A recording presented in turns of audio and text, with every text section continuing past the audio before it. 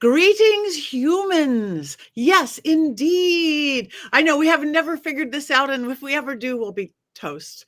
Welcome to the Witches Movie Coven. Yes, witches, talking about witches in movies. We have a fabulous, to me, classic movie for you today. Death Becomes Her. Yes, fabulous people, fabulous in it. But before we get there, let's introduce ourselves. I am one of your hosts. I am Patti Negri, Black Phillip, Bling Phillip, and look at this fabulous new outfit made by Heather Greene. These were our holiday gifts. This is Witches Brew for my Witches Brew newsletter. It's great. Anyway, I am Patti Negri. You might know me from this, from The Witching Hour, my podcast, from Ghost Adventures, from Portals to Hell, to Ghost Finders, to, as I always say, bathroom walls across America. But let me pass this on to my co-hosts and let them, starting with Jason, introduce themselves as well. Oh, I'm Jason. I've written a bunch of books. This is one. It just happens to be by my desk. I don't know. I'm just here to celebrate Richard-Lael's birthday. Yes, indeed. Okay, Heather. Hi, I'm Heather Greene. I'm the author of Lights, Camera, Witchcraft. Here it is. I am a journalist in the area of witchcraft and the occult, as well as an author at Llewellyn Worldwide. And I am also here to ring in the new year and to celebrate Richard-Lael's birthday. Yes, and now we're going to get all the way back to the birthday boy himself. Some of you were able to go to the slumber party yesterday. Some of us weren't, but we do want to wish you happy birthday, Richard-Lael. That would be me. Richard-Lael is one name, not two. If I were Richard, I would be a. With that, I am known as the Gentleman Psychic. I am seen sometimes in Ghost Adventures. Sometimes you might see me in a background of some sitcom or a show. That's been for a while, but I still get comments about that. I am here in New Orleans. I am excited for tonight's movie because as much as I love the Addams Family, this is probably equal to it. So not to give anything away, but you know how I'm going to vote because I picked this film. Yes, this was his birthday pick, and I'm so glad. It was a perfect birthday pick. Now, Courtney may look a little different to everyone today. Courtney is actually feeling a little under the weather. So we have our favorite, most common guest, beautiful costume designer, Chad Everett, or Chadley the Magnificent, which that came down, I don't know what it was, or Chad Hatter. Welcome. Thank you for coming today, Chad. What's new with you? I'm so happy to be here. Happy birthday, Richard-Lael. When I woke up this morning, the walls were weeping blood and the dogs outside were forming into packs. And I said, it's Richard-Lael's birthday. I'm so happy to be here. I hope I'm able to occasionally interject something good, but I'm currently in the middle of a project that is due this weekend. I'm covering a pair of shoes with rhinestones. So we're going to see how far I get by the end of the show. So thank you all for having me. And I'm actually wearing a shirt that was a gift from y'all. It says Internationally Ignored Cosplayer. So I've got that going for me. It's beautiful. Fabulous. Thank you as well.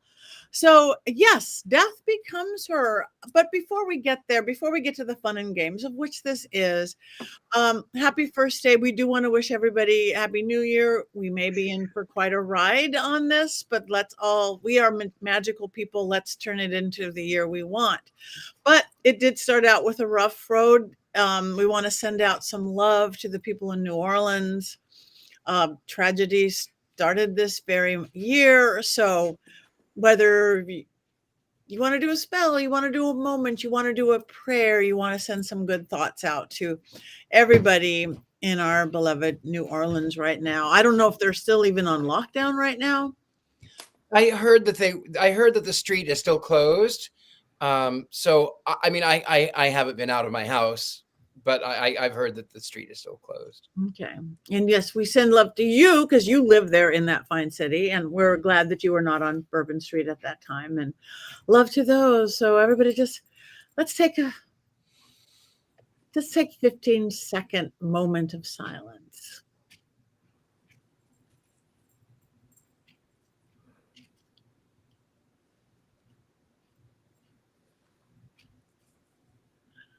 Okay, that was a powerful, because we're all witches, so we don't just sit there quiet. I love that. I went, oh, feel that. Look at that. So anyway, let's move on to Death Becomes Her. Oh, I'm hearing things. I'm sorry. I don't know if it's my thing. So, I watched it the other night for the first time in a long time. Again, love the movie personally. I'm not going to give that away, but in case any of you out there, thank you guys. The chat room again. I'm getting a really slow start. It's the first day of the new year. I was out really late. Thank you guys. Chat room. Keep it chatting. But in case somebody did not see or recently see Death Becomes Her, Richard-Lael, do you have your always fabulous, unbiased synopsis of this film? I am going to be as unbiased as I can be since I chose this film, and I watch it at least once a week. I I know I get a little obsessive over this film. It is the story about a pair of frenemies, Madeline Ashton and Helen, and they are always at each other's throats. It begins in 1972 on Broadway, where they are doing a stage musical production of Tennessee Ernie Williams' play, The Sweet Bird of Youth, about an aging actress who ends up by seeing a man witch. Anyway, that's a side note to the story. So as sort of a test, Helen has brought her new fiance, Dr. Ernest Manville, to see this play with Madeline Ashton. And it's a test. If he can pass this test, this is someone that I will marry, because so many times, so many people have failed, and time again, this is sort of like, please let this be the one. Please let this be the one. And she goes backstage to meet Ashton, Madeline Ashton. And of course, they have these nicknames back and forth, Mad Hell, which is funny. But they meet, and instantly, Dr. Ernest Melville is enamored with and in love with, if that can exist instantly, with this actress. And then, of course, it cuts to the fact that they're now in the apartment, and Dr. Ernest Manville is going off to meet Madeline, and he's explaining, it's just dinner. She wants my advice. There's nothing to it. And Goldie Hawn's character of Helen is saying, please, just please, don't fail. Well, you cut again, and you find that Madeline Ashton and Dr. Ernest Manville are getting married.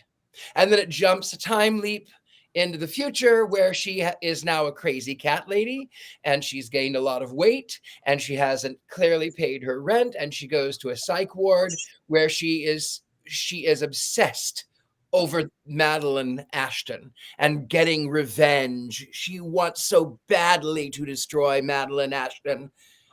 And when they are in the group session, they say, well, is there anything that you would like to talk about?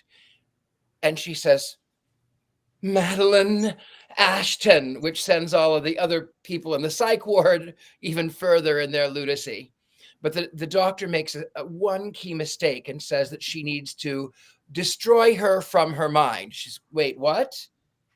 Yes, that's exactly what I need to do. Yes, you are right. I need to eliminate her.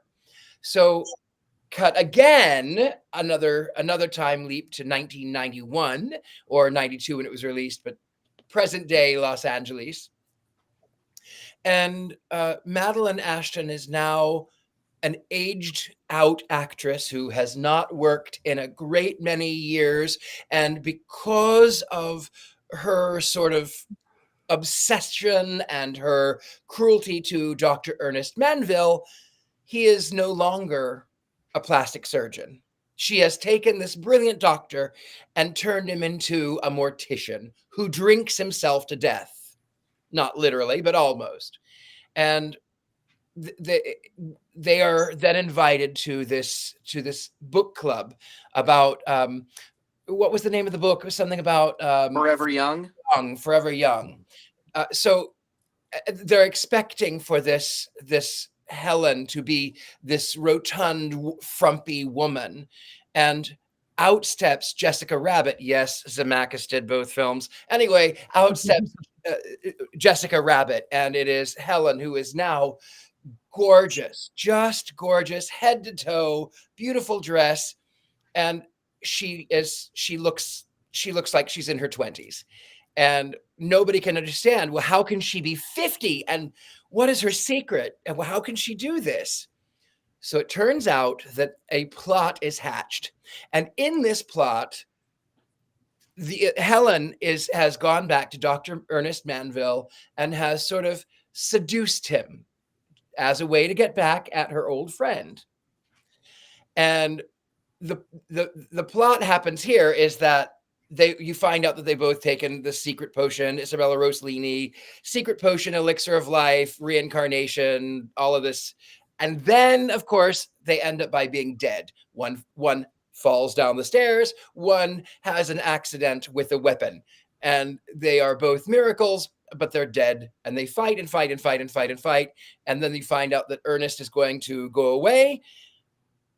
But they convince him, no, you have to take this potion, but he doesn't want to be convinced. He doesn't want to say, he stayed as long as he can to keep them, well, just to keep them, because they're dead.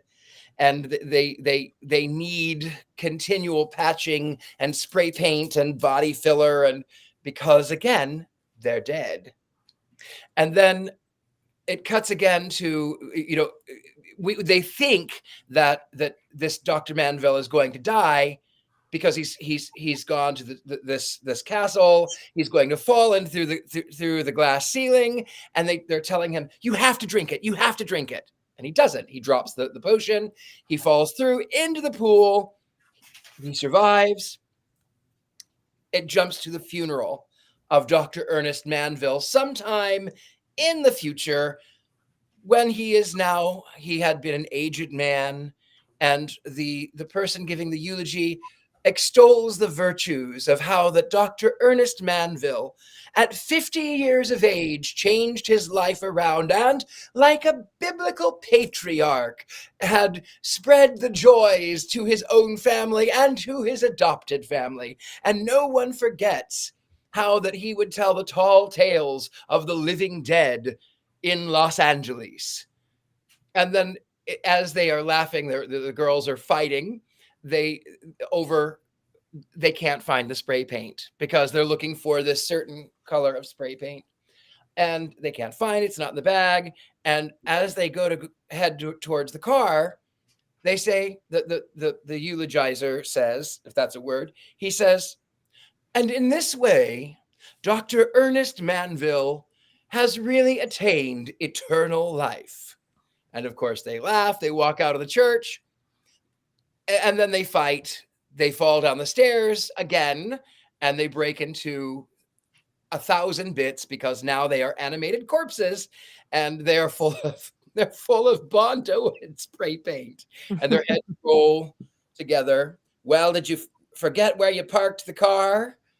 The end. That's the end. Yay! Thank you. Thank you. The movie in a nutshell. Thank you very much, Richard-Lael.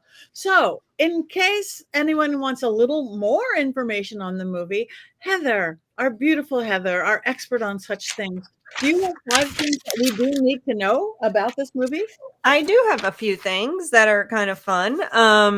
First, of course, the context, and then we'll talk a little bit about the director, which Richard-Lael mentioned. The cast, of course, we got some good ones in here. And then we'll talk about why it won an Academy Award, and then a little bit of a surprise that was especially for Courtney, but she's not here, so hopefully she's listening or will tune in. So first one, context. This is 1992. It was released in 1992 in July. Of course, filmed in 91. Why is that important? This, of course, is a satanic panic movie. We talk about that a lot around here. And there was, again, if you've watched shows in the past here with us, you'll know what the satanic panic is. But specifically during this period of time, there were a number of sort of darker comedy or comedy some true comedy, some darker comedy that had some kind of an occult twist to them. And we've done a few of them. One was Love at Stake. Another one would be now 4 Rooms. The first episode of 4 Rooms had one. We've done a few others. And that there was this sort of, the occult kind of ran through different genres, and there were a number of them. And this one sort of fits in, even though it's not explicitly witchcraft like we saw in Love at Stake, it still fits. It still fits into that. This is definitely has an occult theme here, and I'll get to that in maybe later. Because I have an interesting take on that I will share later. So the director, Rod, I can't talk tonight. It is the 1st of the year, isn't it? Robert Zemeckis. This was it was his heyday at this point. Okay, so everything he did, starting with I think his first one was Romancing the Stone, I believe, is his first big hit. But he did Romancing the Stone in the 80s. He did Who Framed Roger Rabbit, Rabbit, Back to the Future. Which is funny. There's a point in that one too, but I'll you'll get to it. But yeah, I mean, everything. He did all the Back to the Futures. He did Contact in the 90s. I'm just throwing out some other ones that you might know. He actually co-wrote 1941, which I did not know, which is a Spielberg movie from the late 70s. I believe it's 78, 1941.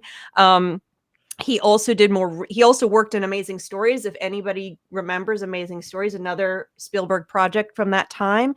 He actually more recently directed The Witches 2020 version.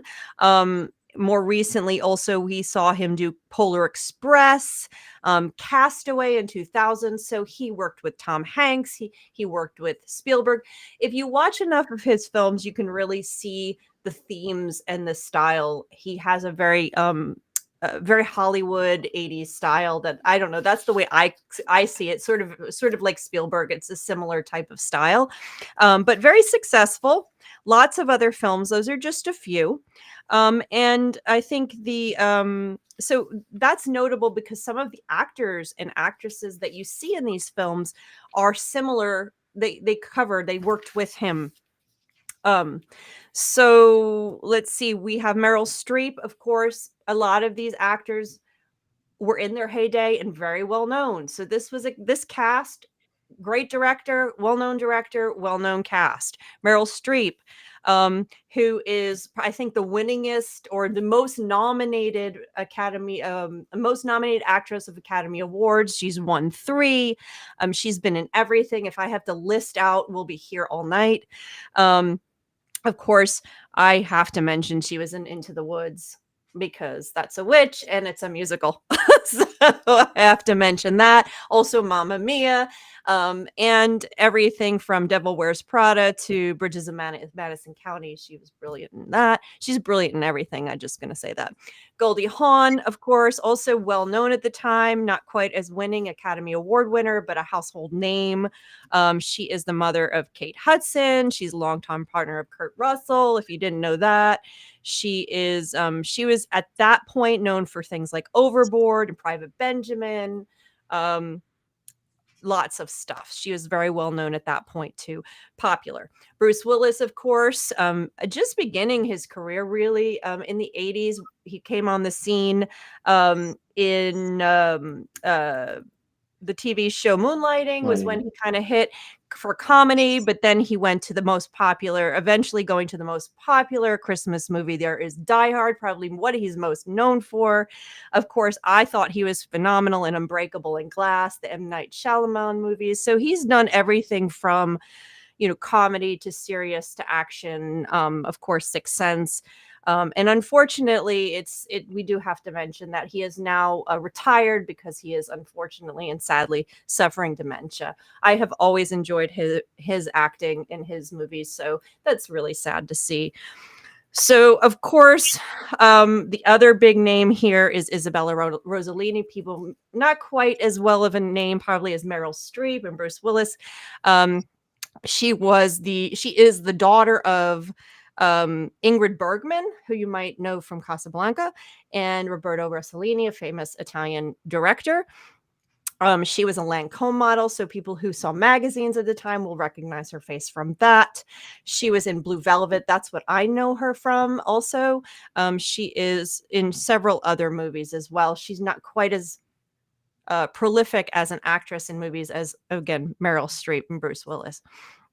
Some other ones, Mary Ellen Trainor, you would have seen in Die Hard and other Zemeckis films, Goonies, Lethal Weapon, and you might have also noticed a few others. I do want to mention, there was one particular one that I wanted to mention. Let's see. You might have noticed Fabio in pass through, and also I thought it was interesting, and I didn't spot her though. I think she might have been in this Deborah Jo Rupp, who was one of the crazies. She was. That's who she was. She was so young, right? Yeah. I thought that. I was like, wait a second. I think that's her. Yeah, she was one of them. So she was in there. So Deborah Jo Rupp is in Agatha all along. She's the green witch that they pull along, who's not really a witch. Well, I can't remember her name right now. Also, Hart. Jonathan Silverman was in it from Weekend at Bernie's from the 80s and 90s. He was in it somewhere at some point. So those are a few fun ones. And there were a few others, but there was a lot big cast. So that is the cast. Now it did win an Academy Award for special effects. Because of they used both computer generated stuff, they used practical effects, and there's some really funny stories. You can go through some articles and read about all the various things they did to make this happen. They had issues like, for example, Meryl Streep. She's allergic to a lot of makeup stuff, so they had to figure out how to get around the issues with her. There's some stories with that. They had one, if you saw the scene where she takes the medicine, Meryl Streep takes the medicine, and all of a sudden her body starts to lift. Well, there was apparently someone right behind her going like this, whoop, and pushing her up with the hand. So they have a lot of fun little stories. The stuff that made her large in that one scene, and when she is the cat lady, they had to actually create a new material for that. They called it Flubber Cast. And it was made specifically for this movie. There's a story about the way they did that too. I would just got lost in all of the phenomenal creative ways they did all of this, because there was computer animation 92, but this was the beginning of computer animation. So a lot of this was practical effects and blue screen stuff, and going back and adding heads on when they would, like do some of the filming, then they go back and put a head on of the actress. So it's a lot of interesting stories, but it won an Academy Award for these effects, for all of the hole in Goldie Hawn, and the flying bodies and all of the various things. So I thought that was really interesting. And the last thing, and unfortunately Courtney's not here for it because her reaction would have been fantastic, is there is actually a musical version on Broadway. I think I'm going to have that as I am going to have that as a point for every movie we do, I think, at this point. But it premiered in Chicago in 2024 and moved to Broadway in November of 24, and is actually doing really well. It gets really excellent reviews. And it stars actually Michelle Williams. Do you guys know who Michelle Williams is? She was in Oz the Great and Powerful. Mm-hmm. Blonde hair. She is in it. She plays Isabella Rossellini's character. Lisa. The casting seems weird. Chadley's going, what? Because it's not you're conflating two different people. The actress who played. Look up a woman of color. It's not the same person. Okay. You're mixing up two different people. Okay, I'm missing two different people up. However, there is some interesting overlap with things that you guys have done recently, because the costume designer of the Broadway Death Becomes Her is Paul Tazwell, who also did the costumes for the Wicked film that just came out. Oh, okay. So it's same designer. Yeah. Well, yeah, sorry. I didn't see a picture, so I assumed it was the same as Shel Williams. But it is getting really good reviews. It's the Michelle Williams from Destiny's Child. Okay. That's in the musical.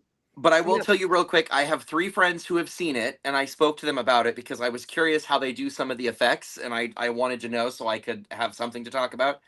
That's not myself. And apparently the way that it was done, now it may have changed because they tend to evolve shows as they're getting them on their feet. But the way that they did it when it had opened was that they're not hiding that these are special effects.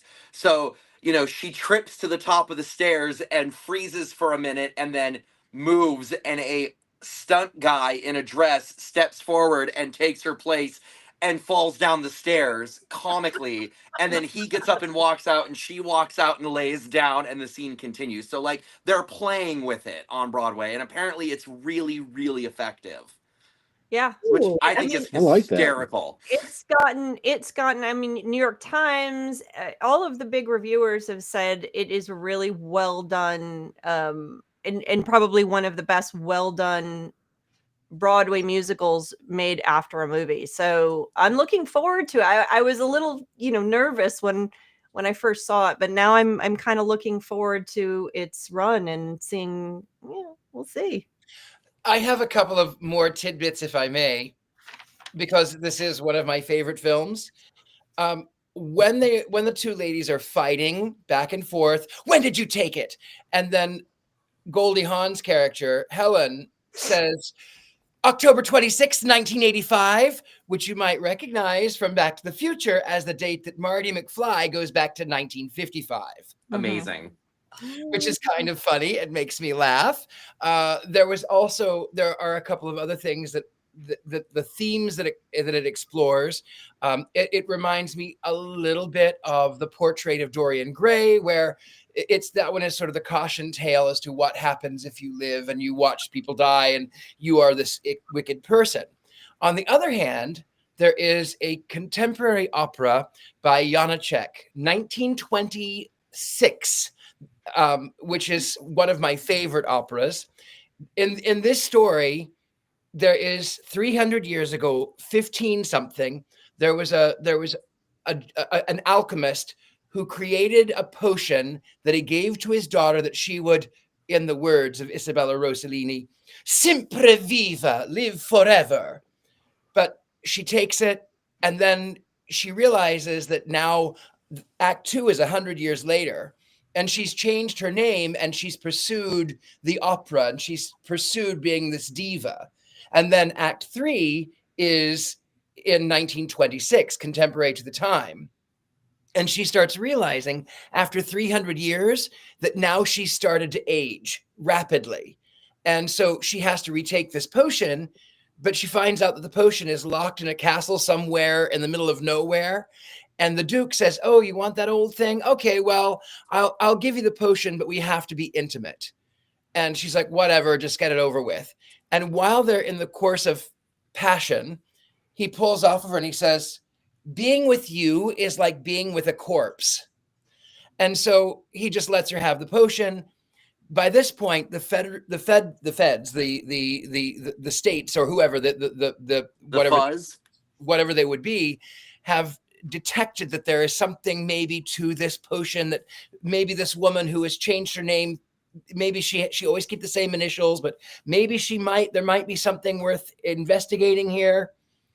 Well, this woman has an ingenue. She has this assistant who admires this new prima donna of the stage, and she wants to be just like her. So the woman says, well, you know what? I really am tired. I can't keep this up anymore. So here's the potion. You take it, you take the elixir, you do with it what you will, take it.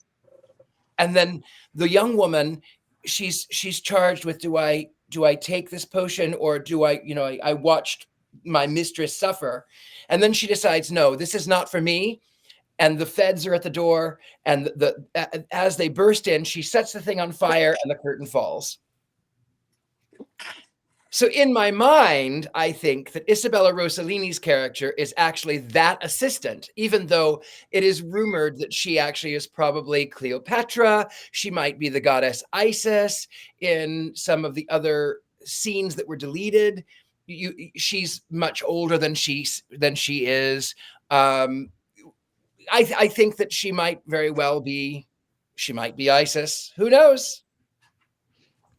Yeah, I love the whole her setup, her castle, the dogs, the beautiful men.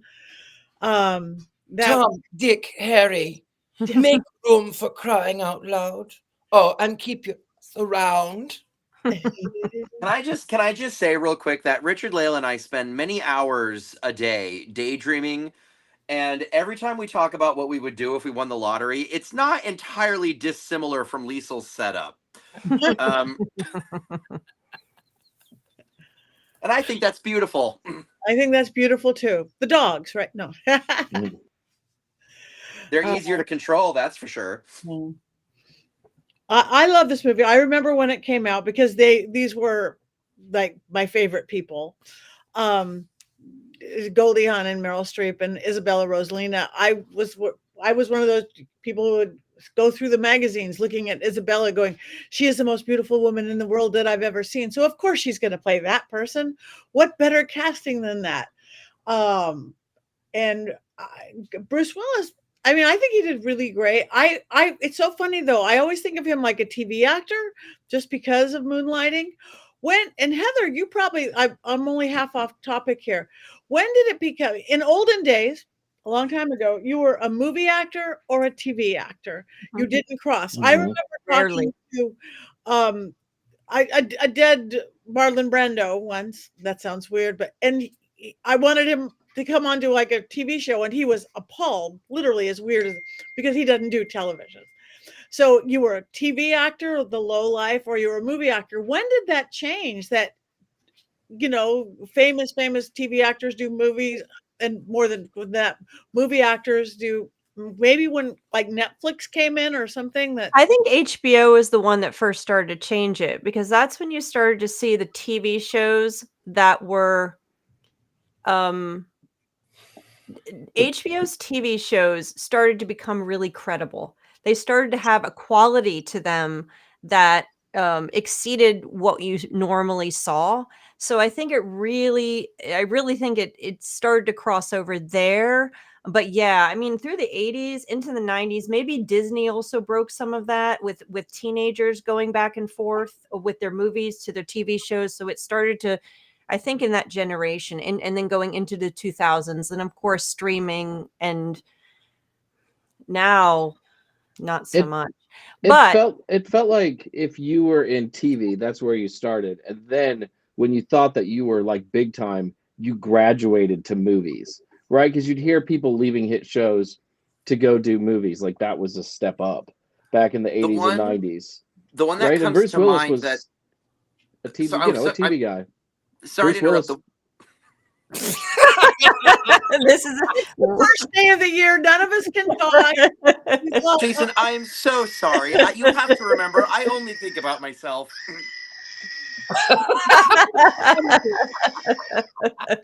Do you want to go in the fridge? Chad, go. What I was going to say was the one that I remember that really sticks in my head was when Tim Allen was in the Santa Claus. And I remember on Entertainment Tonight and a couple other shows as a child, them like making such a big deal that he was, taking a hiatus from Home Improvement to go be in this Christmas movie. So like, I feel like the shift did kind of happen in the 90s of like TV to movie, which is weird because when I think of Bruce Willis, I think of him exclusively as a film actor. Yeah. Okay, that was it. I'll be quiet now. The other break and the other break from that is Saturday Night Live. Because if you think about the early Saturday Night Live characters, they were doing movies very early on, and that's TV. But I think that's a different animal than what we're talking about. We're talking about like Cosby and Tim Allen and stuff like that. That was a rare thing. And I think I agree with Jason. Movie acting was considered a higher level of achievement to some degree. Yeah. Although not always the case, though. Some of TV actors were excellent, so and better than some film actors. Yeah, like poor Shelley Long. I mean, she left to do movies, and we got True Beverly Hills out of the deal, right? She should have just stayed on Cheers. I mean, that was a terrible, bad move. Yeah, true. Yeah, death became her career. Yeah. Sorry, Shelley Long. I apologize. I like, or what Tabitha said there in the chat room, that now the actors are doing commercials. I remember that actors, when I was doing the Hollywood thing years ago, actors would do commercials in foreign countries, but not here, or well famous, especially movie actors. You might see them, hawking, shave cream or food, but not in the US. I have to say that for me, this film, it is so nostalgic because some of my happiest times were spent in Los Angeles, and even when it shows Mulholland Drive, I just love it. I there are so many beautiful things, and to see even all of the dead stars that are at Lisa's party, Elvis Presley popping up. You've got. She says one of her clients simply says, "I want to be alone." So it was kind of, to me, it was kind of a little nostalgic and a little sweet, and it was sort of nice to see some of the old time stars. Yeah. More than once, Richard-Lael would take me on drives in Mr. Satan, and we would go on Mulholland, and he would quote the movie without quoting the movie. It was, how many times have you ever seen a neighbor living in Los Angeles? Like, well, the funny thing is, and I know Courtney's not here to do quotes, but every time I give a reading, every single time, and so few people actually get that I'm quoting this film, I will give the reading and I say, "And now a warning." now a warning? Right? Like, you get it. They go, what? And I go, "No, never mind. It's a film. But now we must talk about the sordid topic of the coin." And they go, oh. And I'm like, "No, you have to pay me." I'm quoting Get McCup. "You have to pay me. The cost is different for everyone." You have to pay me. You have to pay me. That is Richard-Lael should come with subtitles. Nobody gets that I'm quoting this now, 30-year-old film. And it's so good. Like some films you watch from 1991 and they have not aged well, but this one gets better and better and better. And I mean, I watch it all the time. I'm not kidding. I watch it all the time. Oh, that makes me so happy. And I agree with you. I'm going to now watch it more often since it was lost and been forgotten to me. Going back just for one more moment, our beautiful producer, Love Boat and Fantasy Island were halfway houses for old school. My entry to Hollywood was being background on being a lava girl on Fantasy Island for a year, and then being a forever passenger on Love Boat. I got to meet amazing people like Charo. I mean, people did all these cameos. So that's right. That's when movie people were willing to do TV for Aaron Spelling. And it was very fun. It was always great that Bob Denver got work back then, right? I mean, every week you could count him being on the Love Boat or on Fantasy Island. Or the Muppets. Yep, or Marsha Brady. Like, she was the other one, Maureen McCormick. Always, yes. Always did my young heart like joy to see them all. I have a question for the dais. What is your favorite special effect in the movie? Well, for me, I will tell you my favorite special effect. It has to be Goldie Hawn's big wound in the middle of her stomach. "I can see right through you." I think that one makes me laugh. Yes, I agree. And when she sits down on the couch right through the big spear, it doesn't even matter. Not just that, though. I mean, it was a lot like Jurassic Park because we had never seen these kind of special effects before. And I remember seeing this in a theater, like when it came out. And I was like, wow, I mean, I don't love the movie as much as some of you, but I just remember I'm not going to be curmudgeonly, but I I don't remember care like if you just are. being I want to wowed. be honest. I just remember being wowed by the special effects, like My I was wowed by Jurassic Park. my favorite special effect was one that I actually could not see until I got it on Blu-ray and watched it on a HD TV, which is whenever you are shown the bottle of the potion, it has people in it. It Did does? you notice that? No. Mm-mm. So next time you watch it, whenever there's a close-up of the bottle, or actually anytime you can see the potion, if you look carefully, there are people floating in it that are all naked and they're all absolutely gorgeous, and and their hair is moving in slow motion, and so like a woman will appear and disappear, and then a man will appear and disappear, and they're swirling in the potion. And I never saw that when it was on TV, but then when I got it, like when I was able to watch it with like a super, a passable quality, there's people in the potion. And so I've always wondered if it's made out of them or if it's just meant to be like the promise of what you could become if you drink it, or like what the mythos is. I But don't think that they thought. I don't think they thought it out very far, You because don't think so? the original idea was that the potion was a demon named, and I'm not making this up, Bert. There was a demon named Bert. I know, it's ridiculous. And they also changed the ending because they were supposed to Ernest was supposed to get away. He was supposed to meet Tracy Ullman, who was a bartender. Years later, they end up by being happy. And it just so happens that Madeline and Helen are now these corpses, and they're sort of, well, what are we going to do now? I guess you want to go to Paris? No, I'm bored with that. Well, you want to go to London? No, I don't want to do that either. Well, what do you want to do? And then that's when they look down and they notice the elderly Ernest Menville and Tracy Ullman, and they're laughing and they're having a good time and they're playing. And then the audiences didn't like it. So they reshot all of those scenes so that they would die in the end with the things. And I'm glad also that they changed it from a demon that possesses them into the lore of the bottle, that elixir of life. Or death. Right. Be kind to your body. It's going to be with you for a very long time. So I do want to talk about the costumes real quick, if that's cool. Yes. Liesel's necklace is made out of the letter L. All the little gold thingies is the letter L in like calligraphic script with jewels hanging off of it, and it's just the letter L over and over and over and over and over. And I love that because when she plucks a little L off of it to pin on Meryl Streep's chest, I love the idea that she's got this chandelier necklace that she just, parts bits and pieces off of. And her bizarre outfit when she comes running out of the house and she's like, you have to get him back with it, when she kicks them out of the cult, her with the collar and the 1920s headpiece. And it is a wild outfit. There was another cut scene, by the by, where the creeper, who's sort of the medical facility, the man who introduces Lisa to Madeline.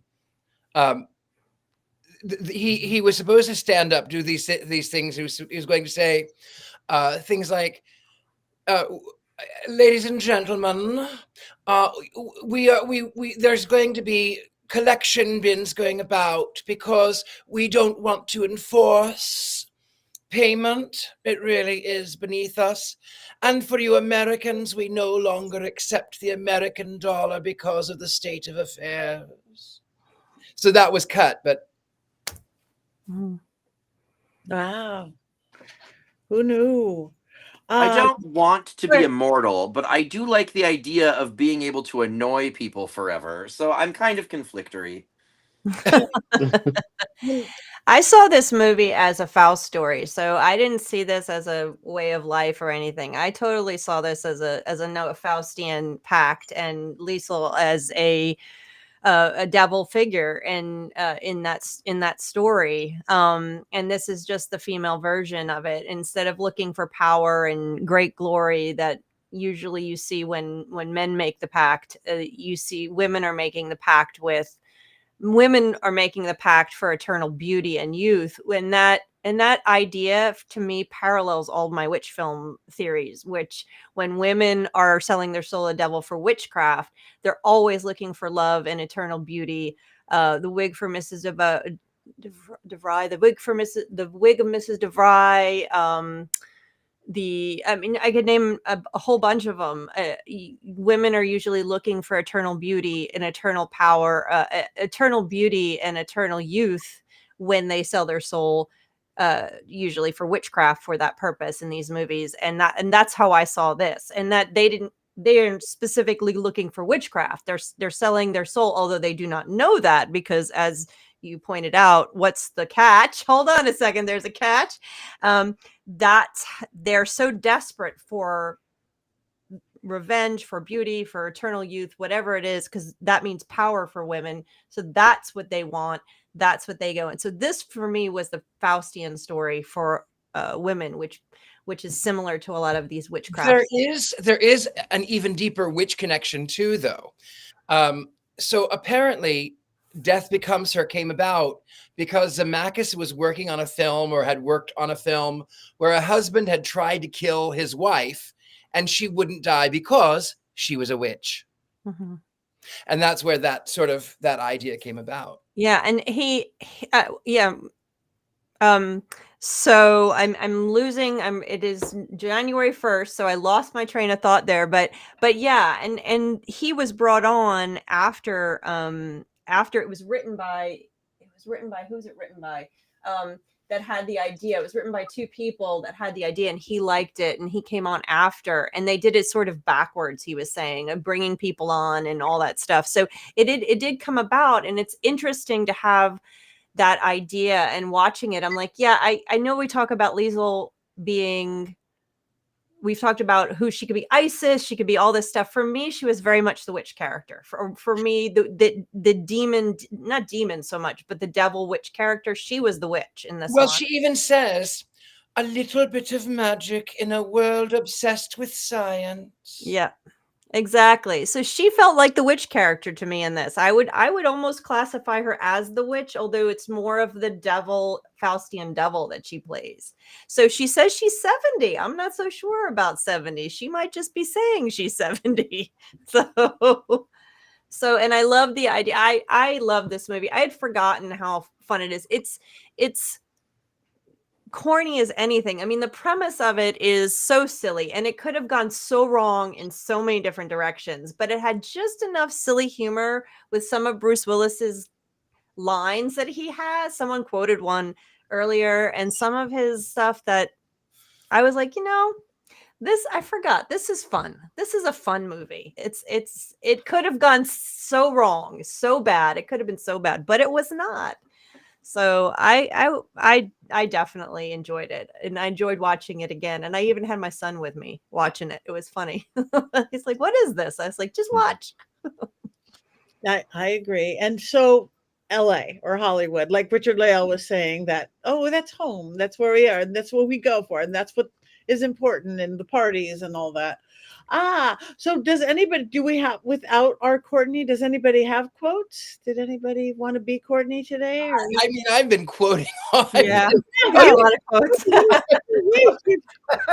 Are there, Richard-Lael, are there any other quotes that you say with regularity from this film without thinking about it? Well, not really. I mean, I mostly quote Lisa because I just love her character. I have a story about Richard-Lael. Oh, yes.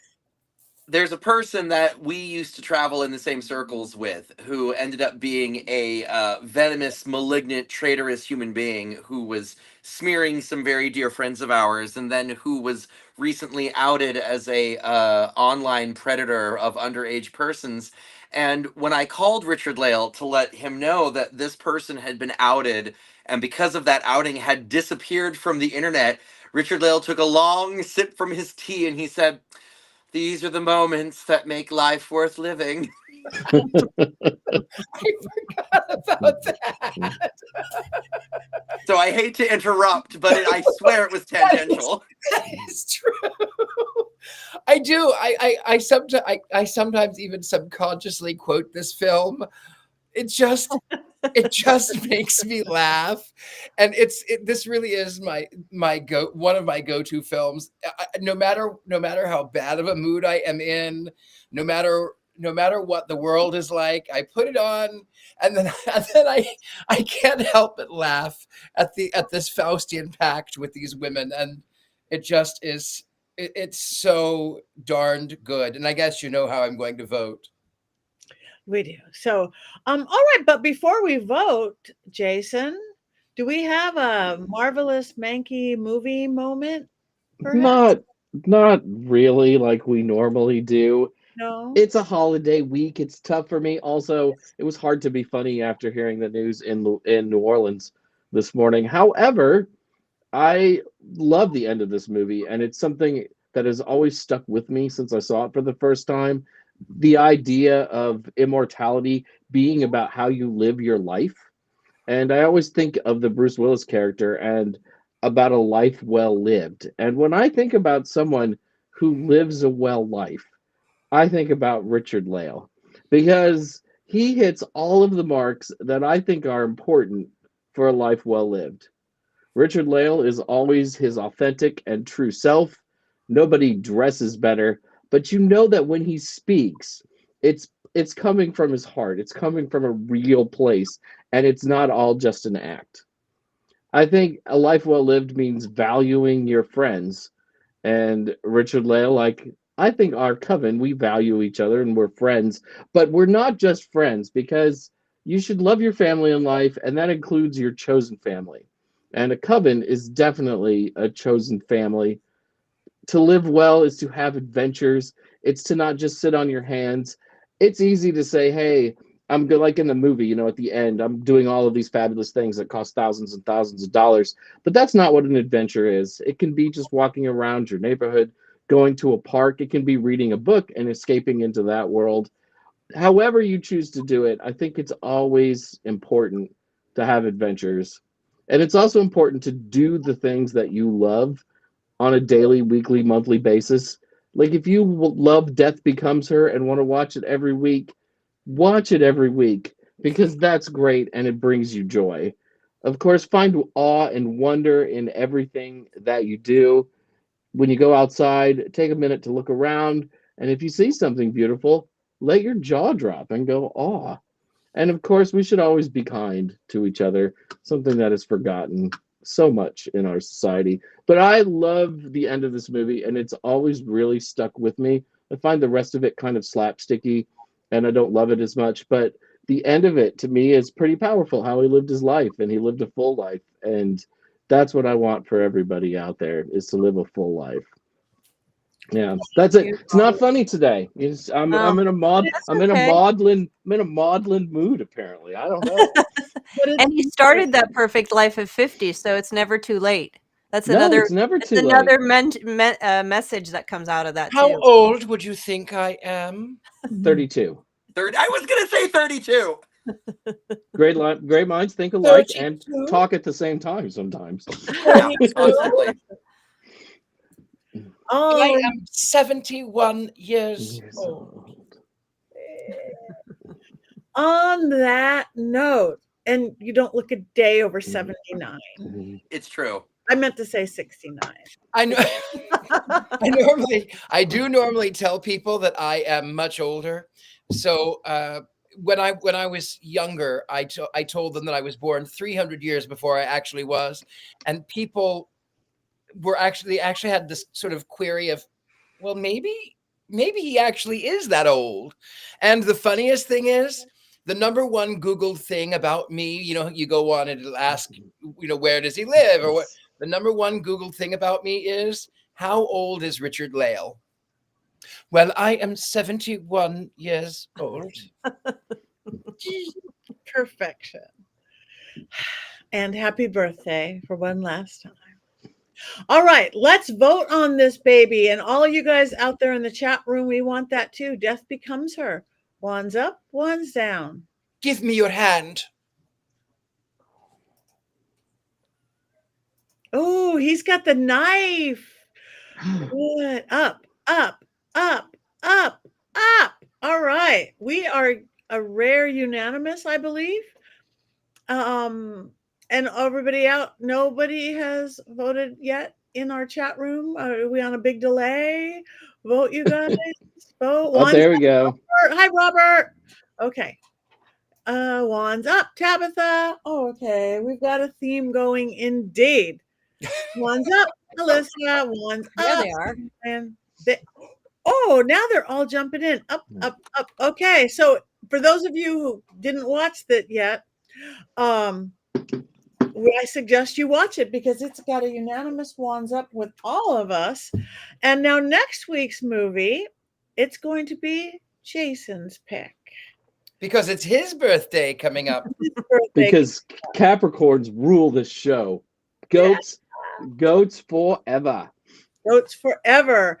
So what is going to be our movie, Jason? We are watching Anchorman next week. Finally, we are watching Anchorman, and I am so excited. And I quote that movie like Richard-Lael quotes "Death Becomes Her," or its witty purposefulness. Yeah. So does my Great. partner Jason. Constantly Anchorman quotes all over the place in this house. Great Odin's Raven. I mean, it has pagan moments in the film, quite clearly. Quite clearly. Quite All right, clearly. so everybody watch Anchorman. So I'm so looking forward to that synopsis next week. We're in trouble. I've never seen it. I really have never seen it. So you're in for a treat. Something new. For sure. That was the film I was in. Ah, with Isabella Rossellini, yeah. Yes. beautiful. You can see Isabella in the lower right-hand corner right there. Is that you with the rose? No, that is my friend Vlad. Okay. No, I played someone contemporary who was memorializing the passing of Valentino. I have a quick little pagan connection involving Isabella Rossellini. Okay. If you guys are interested. The movie that I was introduced to her in is she plays Nimue in the NBC Merlin miniseries, That's true. rather beautifully, I might add. So she is no stranger to sort of the pagan mythos. Beautiful. How's those shoes going, chat? Boom. Bling. Wow. Fast work, sir. Well, it's the fumes. They really just work wonders. And before we move on with anything that has coming up, now that we're almost able to talk, starting tomorrow, somebody mentioned me IMDb way back when, and then I forgot because we went somewhere else. I am on IMDb, but my Love Boat and Fantasy Island is not because I was an extra. Extras don't get that. So, but all my other stuff is on there. So, as is Richard-Lael, that's what we do. So, yeah, IMDb for that. But anyway, anybody have anything coming up that everybody needs to know about? Jason's birthday is Saturday. If you're in the Bay Area, come and meet me at the Savvy Cellar Wine Bar in Mountain View. You will be my welcome guest, and I'll buy you a glass of wine. Oh, good. The chances of that happening are low, but you really are invited. I love people. But be careful. You might have hundreds of people show up, and then you would be out a lot of money. I had 100 people show up for my birthday last year. It was wonderful. It was beautiful. And the bar charged me nothing, so I'm not worried about it. Because they love me, too. I love being loved. Well, that's wonderful. Happy I birthday. love being loved. Number 71? 72. 72. All right. I'm going to be in the UK for anybody across the pond on the 12th doing a seance at Victor Wynn's Museum of Oddities and Curiosities. And then at the end of the month, I'm going to be at Hanover Tavern Paracon, which I think is in Ohio or in O State. I'm not quite sure getting that right. But PattiNegri.com. Find me, come join us. And everybody, tell everybody where they can get you. Chad, let's start with you. You can find me on Instagram as Chad Hatter. You can find me on TikTok as Chad Hatter as well. And at the moment, that's it. Okay, perfect. Richard I'm so Lamb. good at this. You're so good at that. We're all good at this today. I'm really easy. Yeah, you are. I am the gentleman psychic. I am on Instagram, the Book of Faces. I'm on all social media excepting for I'm not on Twitter. I think they changed the name again. I'm not on that. You can find me. I'm easy. thegentlemanpsychic.com. I'm easy. Thank you. Thank you very much. And we must say, everybody didn't notice his very Isabella Rossellini type necklace, very reminiscent of all that she wore in that film. All right, Heather. Hi, I am at heathergreene.net. That's my website. My socials are there. I'm on the regular socials, Facebook and Blue Sky and Instagram and all the ones. Usually Heather Greene of some sort, 01 or something. You'll find me. Go to my website and you can get links to all of them. Nothing coming up this month. Perfect. Thank you so much, because it's a new year. We are just starting. So you guys like us, follow us, tell your friends about the Movie Coven. Jason. Sorry, now that I have it in my hand, I want to do it all the time. I'm really sorry. We all have our goats. You guys, you can now get your own Black Phillip or Bling Phillip or Black Phillip, Bling Phillip. You can't get these beautiful handmade outfits, though, because those are very special. We just get those from Heather. But go to mysterycontrol.com for t-shirts, quotes, shirts, sweaters, underwear, and, of course, Black Phillip. And an I don't mind it t-shirt. So come back next week. We have one more thing to do to end the night. 1, 2, 3. Yay!